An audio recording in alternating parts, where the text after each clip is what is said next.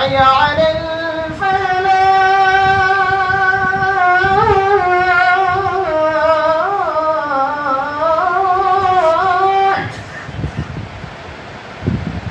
حي على الفلاح.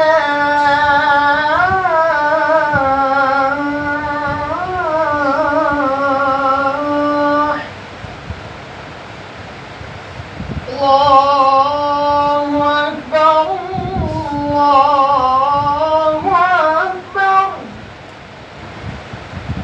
لا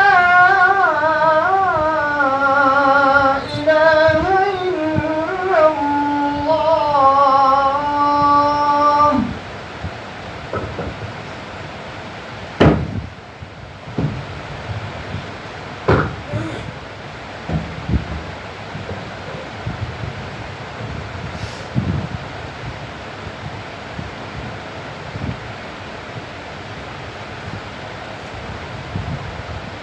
بسم الله الرحمن الرحيم. الحمد لله الأعز الأكرم الذي علم الإنسان ما لم يعلم، ثم فضله على كثير من خلقه وكرم، والصلاة والسلام على نبي الأنبياء المعظم الذي رفع بباب النبوة والرسالة المختتم، وعلى آله وصحبه الذين شيدوا الدين الأقوى وأدوا أمانة الرسالة إلى شتى الأقوام والأمم، وعلى من تبعهم إلى إقامة الميزان القسط الأقوى. أما بعد، فإخوتي في الله، إن خير ما يوصى به في الدنيا الإنسان تقوى الله الديان، فاتقوه يا عباد الرحمن ما استطعتم في السر والعلان، واتكلوا عليه خير التكلان في هذا الوقت الذي نعيش فيه من الزمان. قد ظهر من الأمم الباغية الطاغية ما ظهر من عدم المروءة وترك الإحسان، تسابقت بعضهم على بعض للتعلي إلى الميدان، فهذا يدعي الحرية الزائفة وهو يأتي بالمساواة والمروءة، وذلك يجيء في سجل الحقوق الإنسانية، وإن يريد كل إلا إساءة سمعة الإسلام.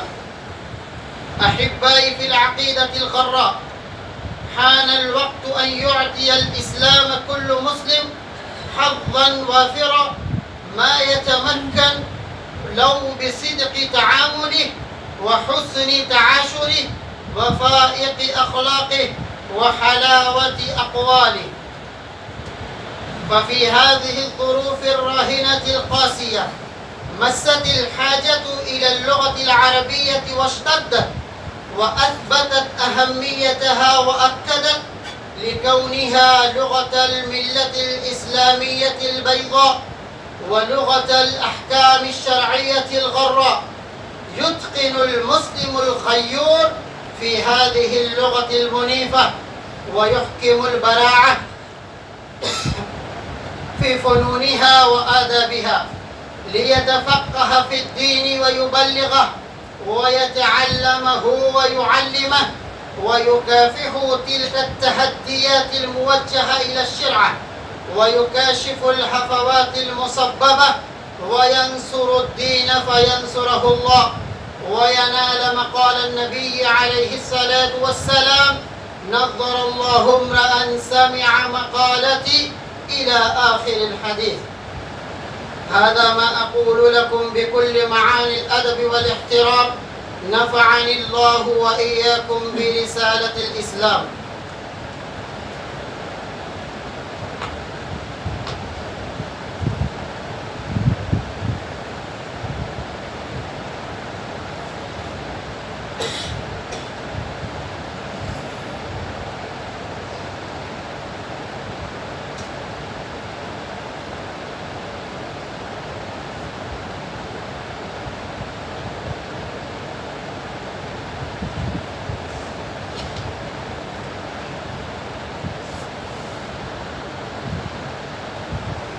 الحمد لله الحمد لله الذي جعل يوم الجمعة سيد الأيام وأتاح لنا رخصة في الأحكام ما لم يتح لأحد من الأقوام.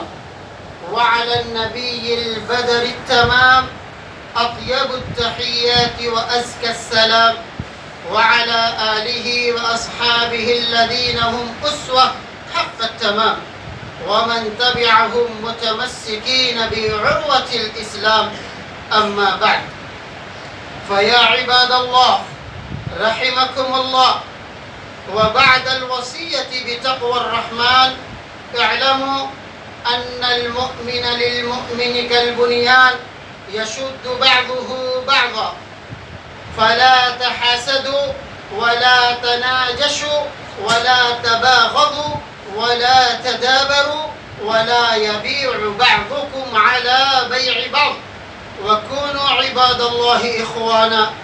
المسلم أخو المسلم لا يظلمه ولا يخذله ولا يحقره، وكل المسلم على المسلم حرام، حرام دمه وماله وعرضه. من يضع حق جاره فليس منا، ومن غشنا فليس منا. وأخيرا، امتثالا بأمر من هو بدأ أولا بنفسه ولم يزل قائلا كريما، وثنى من ملائكة قدسه تبجيلا وتكريما، ثم ثلث من برية جنه وإنسه تعظيما وتكريما، حيث قال: إن الله وملائكته يصلون على النبي يا أيها الذين آمنوا صلوا عليه وسلموا تسليما. فصل وسلم يا ربنا على نبينا ومولانا وحبيبنا ومقتدانا،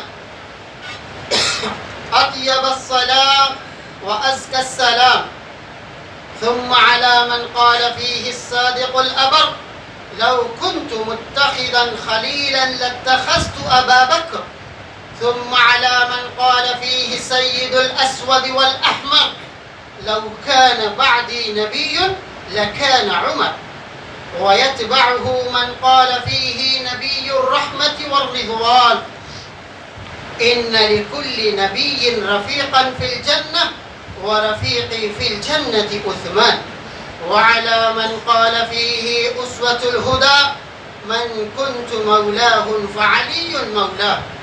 وخصوصا على عميه المكرمين وسيدة نساء أهل الجنة أم الريحانين، وعلى سيدا شباب أهل الجنة الحسن والحسين رضي الله عنهم، وعلى جميع الصحابة والتابعين، لا أحد إلا وسعته رحمة رب العالمين. اللهم علمنا ما ينفعنا، وارزقنا من حيث لا نحتسب، ووفقنا ما تحب وترضى، واجعل آخرتنا خيرا من الأولى، وانصرنا وثبتنا. اللهم من أحييته منا فأحيه على الإسلام، ومن توفيته منا فتوفه على الإيمان. اللهم لا عزة إلا بعزتك، أعزنا بالإسلام. نسألك يا ربنا ومولانا كل ما سألك عبدك ورسولك، ونعوذ بك من كل ما استعاذ بك منه عبدك ورسولك. أقول قولي هذا وأستغفر الله لي ولكم ولسائر المسلمين، فاستغفروه إنه هو الغفور الرحيم.